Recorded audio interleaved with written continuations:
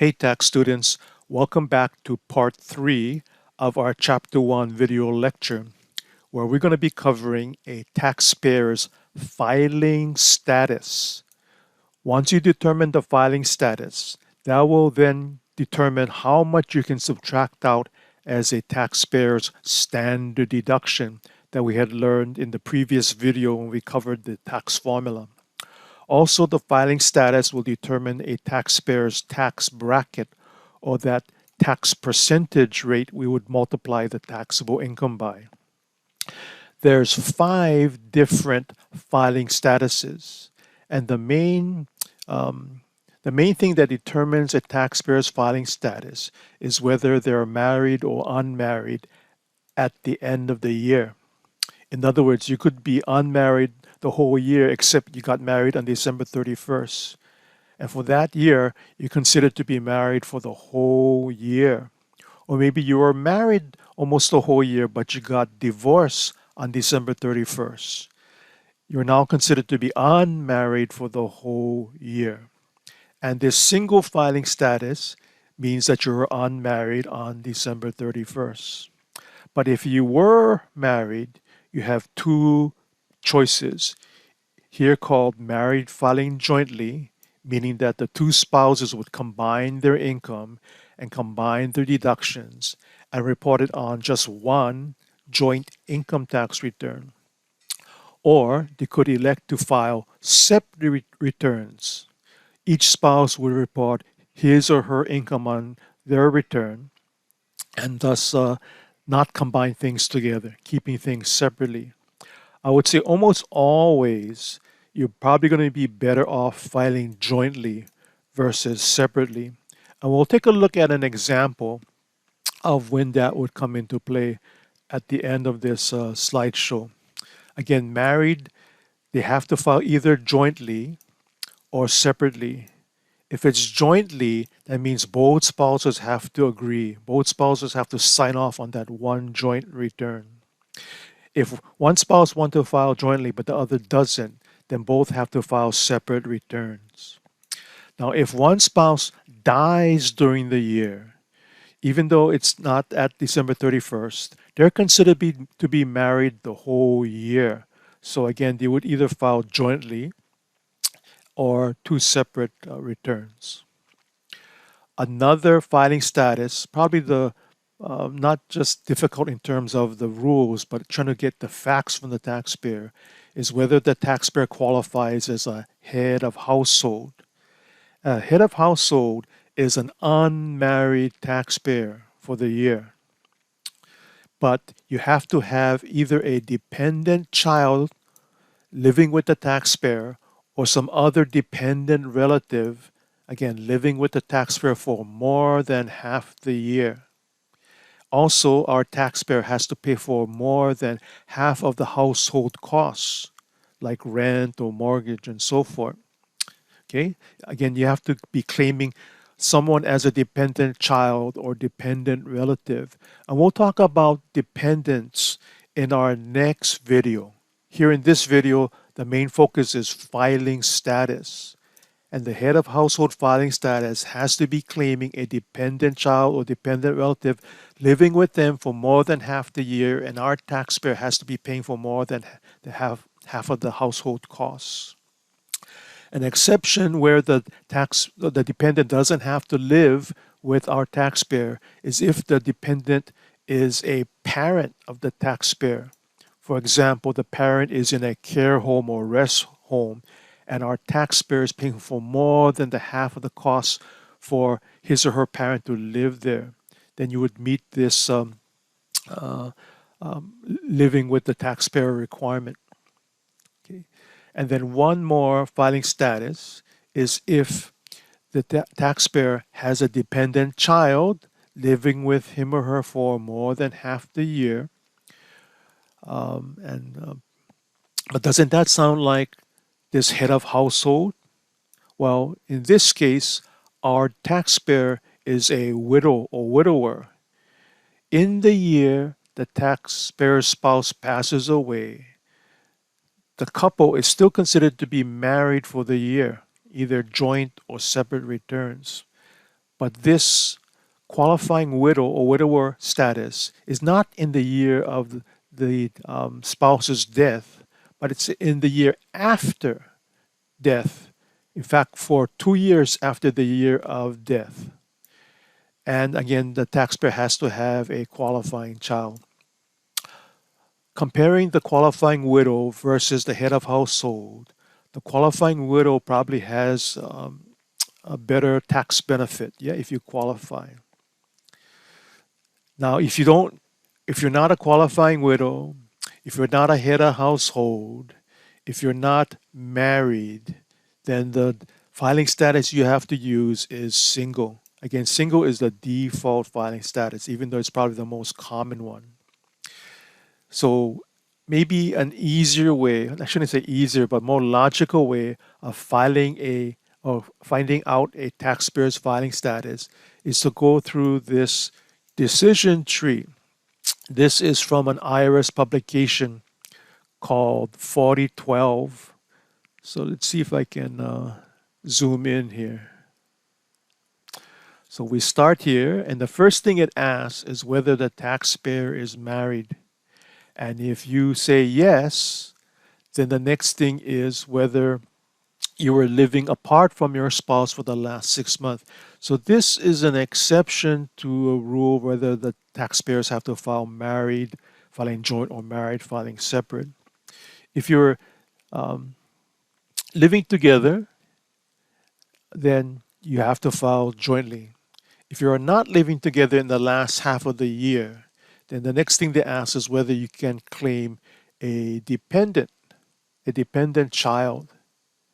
And if you say yes, even though you're married, then maybe you're considered to be an abandoned spouse, and possibly like a single person, you can claim the better head of household filing status versus having to file a separate return. Okay, let's see now. We said you were married here. Again, the general rule is married filing joint or married filing separate.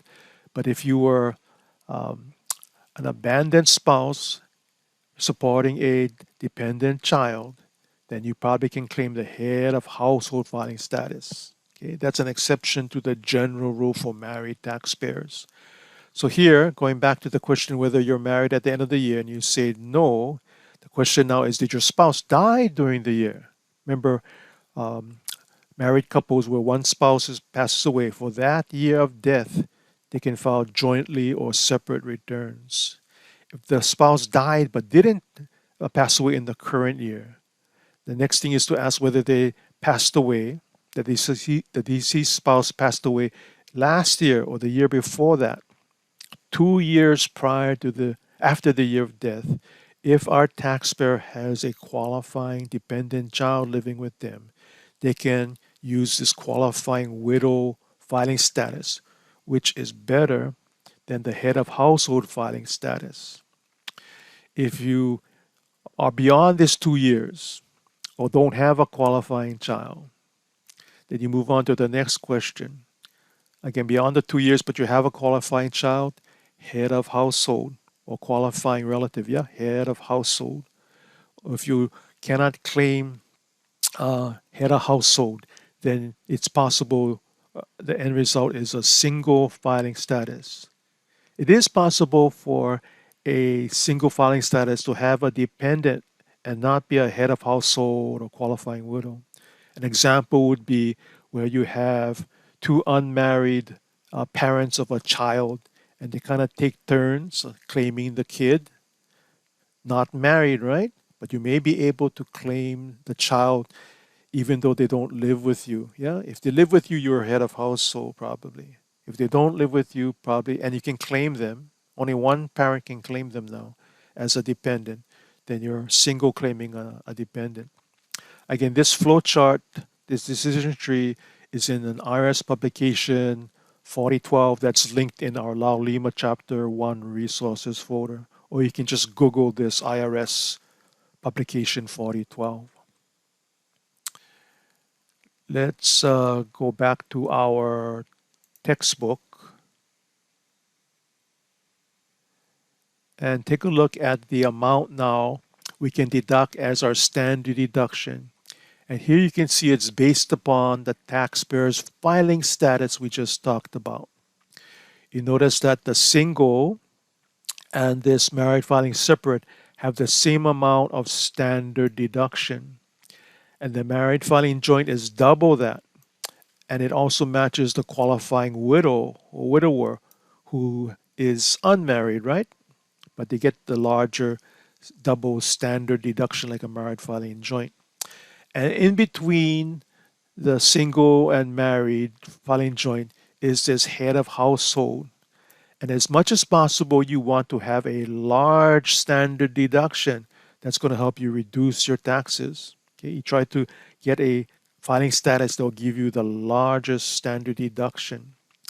Now, these amounts here are just general standard deductions, and you can find this amounts in on the tax form. So here, let's take a look at the 1040 form. We've seen this in the previous video when we were talking about the tax formula. And here's the line for standard deduction. And off to the left side in the margin, you can see the common amount of standard deductions. Also keep in mind that, remember, we take the larger of standard deduction or itemized deductions. Now, if your standard deduction uh, is not this common amounts, for example, let's go back to our slideshow here. If the taxpayer is old meaning you're age 65 or over, or the taxpayer is blind, legally blind, they get an additional standard deduction depending upon their marital status. Unmarried taxpayers, that's single filing status, head of household filing status, gets this larger amount. Again, this is in addition to the regular standard deduction. If the taxpayer is married or one of those qualifying widow or widower filing statuses, they get an additional 1,300. That's these additional amounts, one for each taxpayer being blind or being age 65 or older. Now, if you're claiming a dependent that's blind or claiming a dependent that's over 65 or older, you cannot get this, the taxpayer cannot get these additional standard deductions. Yeah? It's the taxpayer that has to be blind or over 65. Let's take a look at the tax form again. Where's my tax form? This is the 1040 we just looked at, yeah? But if you're over 65 or older, you can use this form 1040 SR. And when you look at the standard deduction line here, it says you need to use the chart at the end of this form. But here at the beginning of the 1040 SR form, it asks you whether you were born before this date. And if it checks off meaning that you're 65 or older for the year, or whether you're legally blind. The more you check off here, the larger your standard deduction is going to be. If you go to the very end of this 1040 SR, there's a worksheet to tally up those boxes you checked off at the beginning of this form. And here you would look up your filing status and the number of boxes you checked off and go across to determine your total standard deduction. Again, you want the standard deduction to be as large as possible because that's going to help you minimize the income taxes for the year. Let's look at more calculations for standard deduction. Oh, here it mentions who cannot use the standard deduction. We saw if one spouse claims itemized deductions on their separate return, the other spouse also has to itemize. They cannot claim the standard. Okay.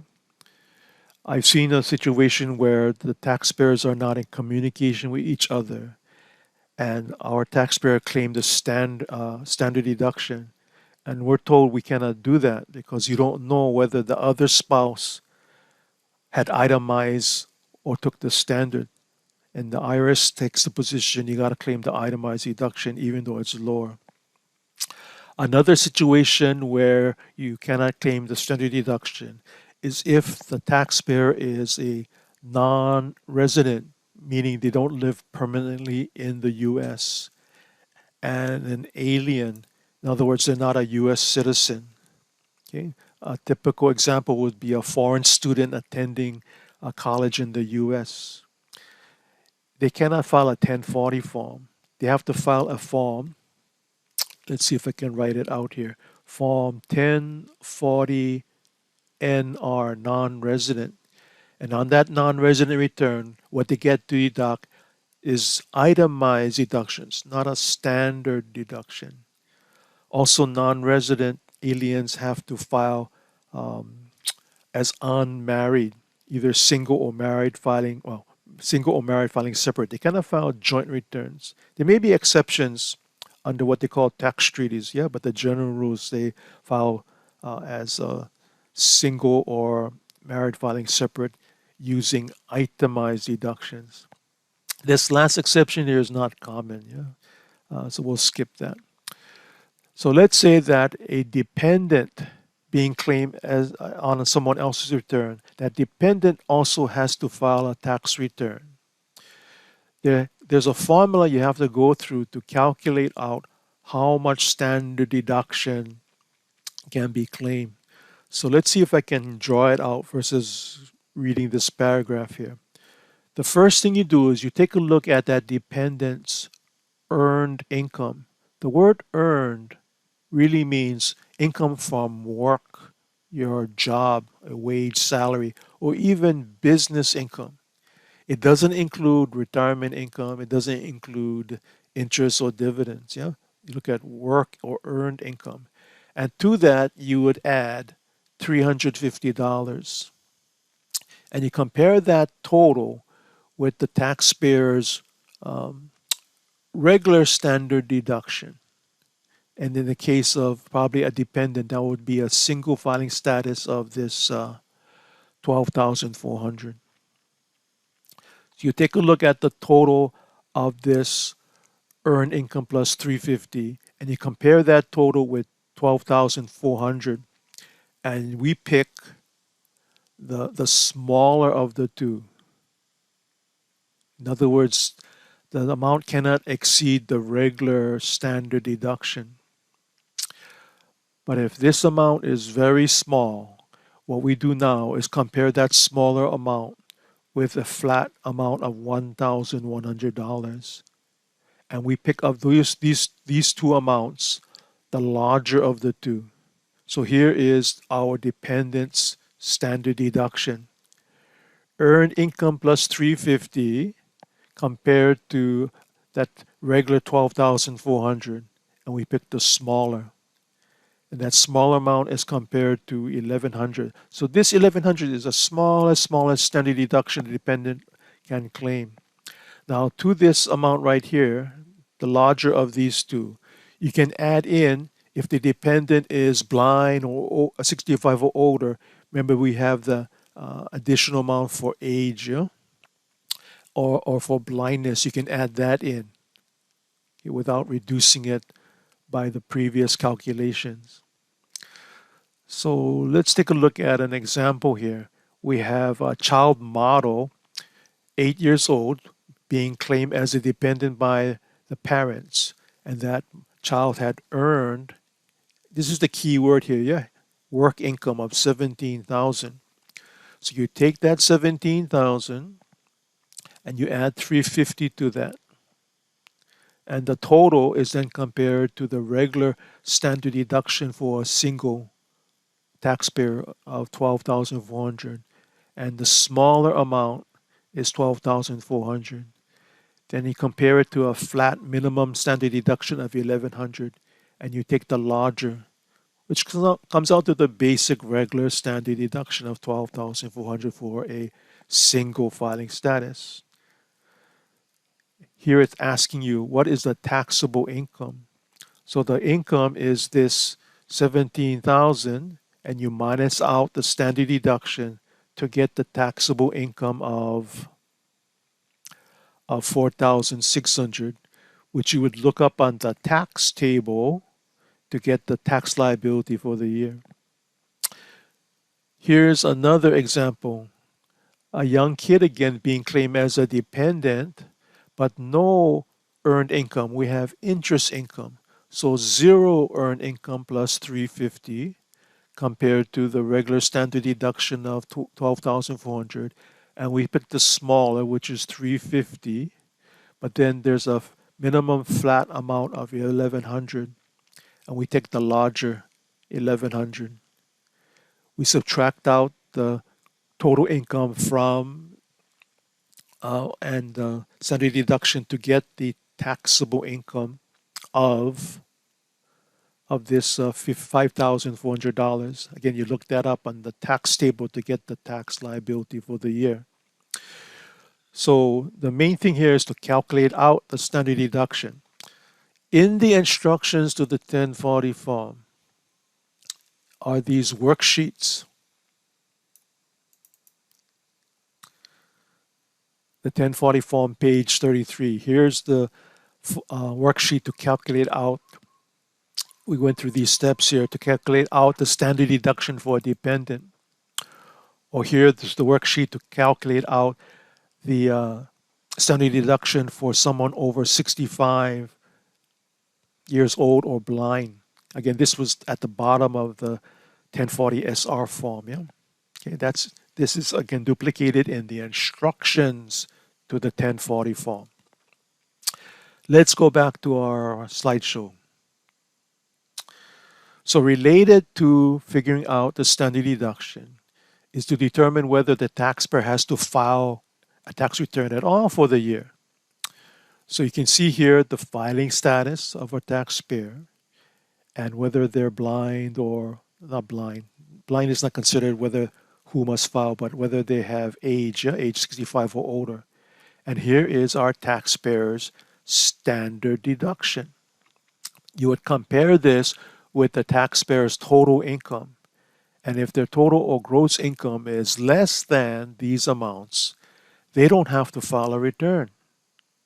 Now, for most people who expect a refund, refunds are not automatic. You gotta file a return to claim your refund. The government will not automatically send you one. Even if you don't want to refund, you're overpaid for the year, but your income exceeds these amounts for these filing statuses, you are required to file a return. Now, what's the penalty if you don't file? Usually, penalties are based upon if there's a balance still due. Yeah. If you have to file but you were overpaid, probably the government is not going to penalize you.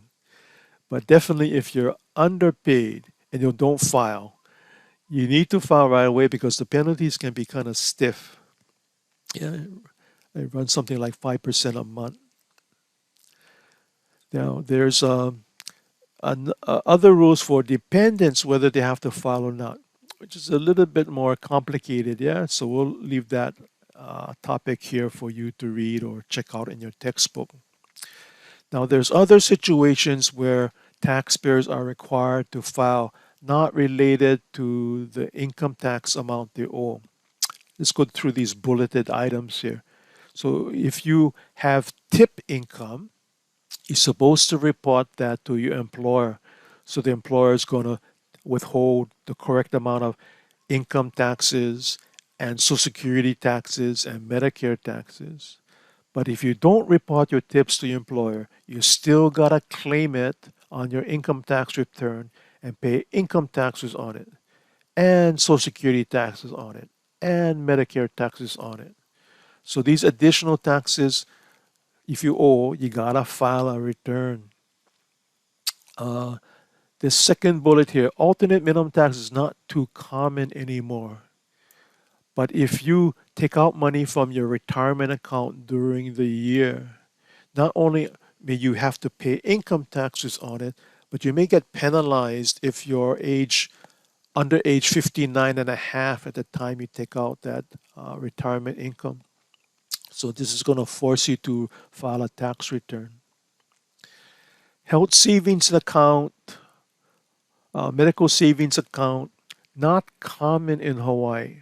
Most times we would, here in Hawaii, taxpayers would be required to be covered with health insurance under their employer plan, or Medicare, or Medicaid. Uh, for those taxpayers, they don't qualify for this type of health savings account. So we'll skip this. What is common is if our taxpayer has their own business called self-employment. In addition to paying income taxes on their business profits, they also have to pay Social Security and Medicare taxes on that profits called self-employment tax. If the profit from the business is more than $400, you're going to have to pay that self-employment tax. You're required to file a tax return. I haven't seen this one in a while. Typically, when you have someone that's ordained, religious or ordained, they can elect out of being covered with Social Security and Medicare. But if they have wages, they have to file it. I guess somehow it's on the W-2 form, yeah? They have to file that they're exempt. Uh, Premium tax credit. This is Obamacare. And if you use your credit during the year to help you pay for health insurance and you use too much, you have to pay it back. You have to file a return. This overpayment, though, for 2020 was forgiven by the government, so they didn't have to repay it, yeah, because of the pandemic situation.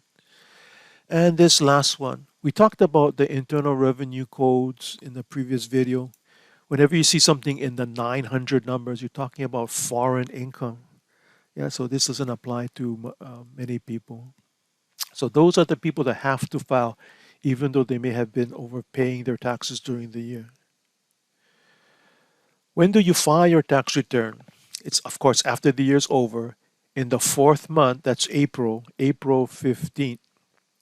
And you can file for an automatic extension up through October of the following year, but you gotta file an extension form. For 2020 tax returns, I believe the uh, due date was pushed back automatically to July 15 because of the pandemic situation. If the due date falls on a holiday or the extended due date falls on a holiday, then you have the next business day to file your tax return. Let's talk about tax rates. Well, before we do that, let's talk about standard deduction one more time. Here is a chart I have linked in our Laulima resources folder showing you the standard deductions for federal. Hawaii income tax returns also you can deduct standard deduction, yeah? This is for 2021. Notice it's a little bit larger than the 2020 amounts we have in our textbook, yeah? It's adjusted for inflation. Hawaii pretty much stays the same until the legislature changes it here from year to year, yeah? We're also told in chapter 1 there is no exemption deduction for the next few years for federal. Hawaii has these amounts here. If you're blind, you don't get an additional standard for Hawaii, but you get this possible alternative exemption, a larger amount here.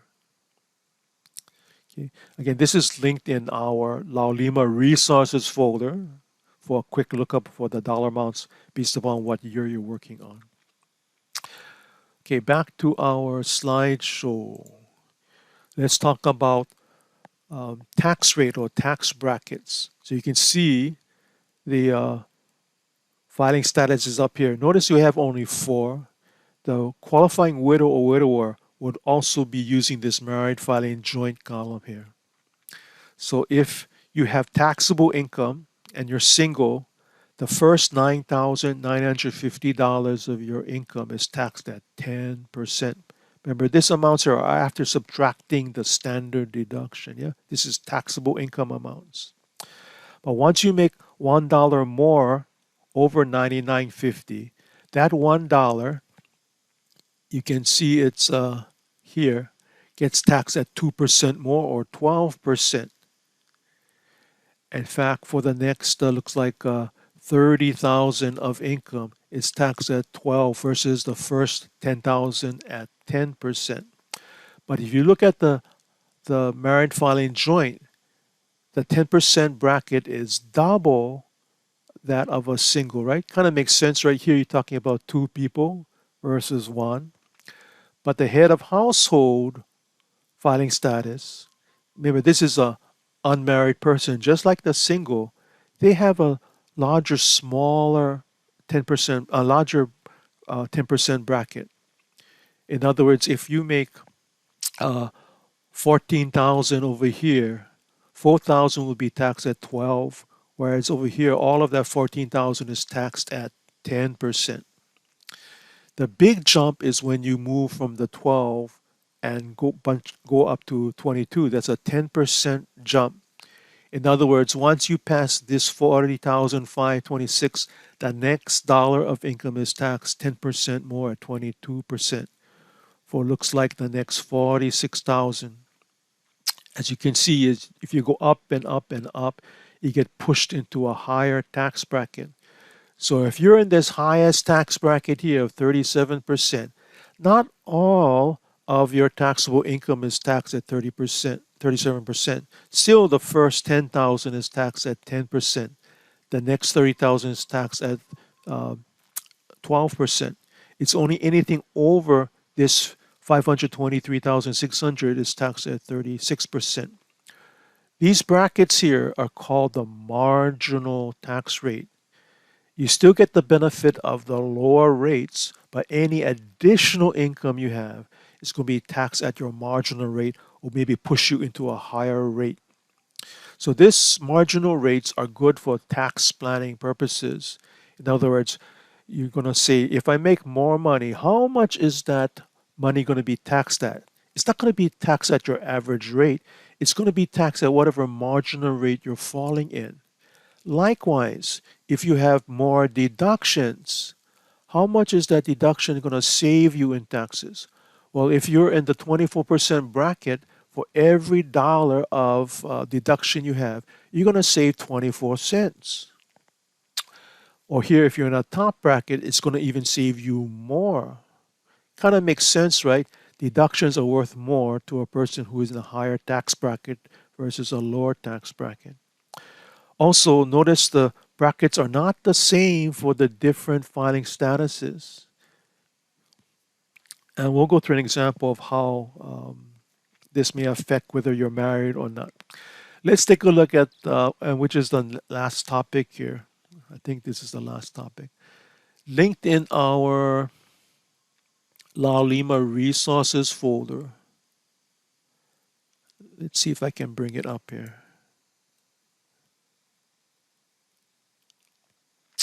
I have this table, and there's different scenarios, A, B, C, and so forth. We have a couple here, married, filing joint, and each earns $50,000. So what they would do is combine their income and subtract out their standard deduction to get the taxable income. They look up on the tax table to get this 8,632 total tax for the couple.